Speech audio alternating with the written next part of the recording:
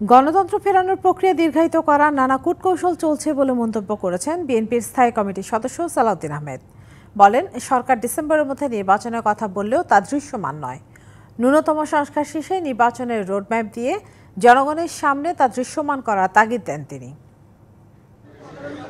রবিবার দুপুরে জাতীয় প্রেস ক্লাবে মানবাধিকার নিশ্চিতে রাজনীতিবিদদের ভূমিকা শীর্ষক আলোচনা সভা। এতে অংশ নেন বিএনপির কেন্দ্রীয় নেতারা, বিশ্ববিদ্যালয়ের শিক্ষক, সাংবাদিক সহ নানা শ্রেণী পেশার বিশিষ্টজনেরা।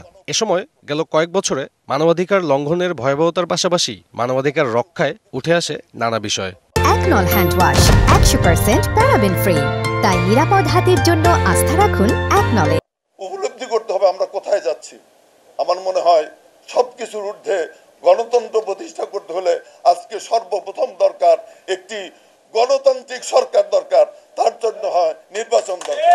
অনুষ্ঠানে বিএনপি নেতা সালাউদ্দিন আহমেদ বলেন, দেশের সার্বভৌমত্ব রক্ষায় দরকার গণতন্ত্র প্রতিষ্ঠা, তার একমাত্র উপায় নির্বাচন।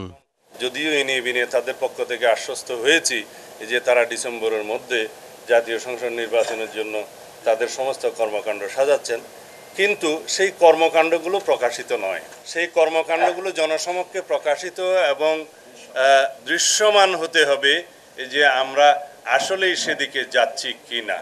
বিএনপির এই নেতা আরও বলেন, ফ্যাসিবাদকে শুধুমাত্র প্রশাসন দিয়ে আটকানো নয়, রাজনীতি দিয়ে মোকাবেলা করতে হবে। সংস্কার যেগুলো নির্বাচনমুখী। সাব্বির রোজ, ডিবিসি নিউজ, ঢাকা।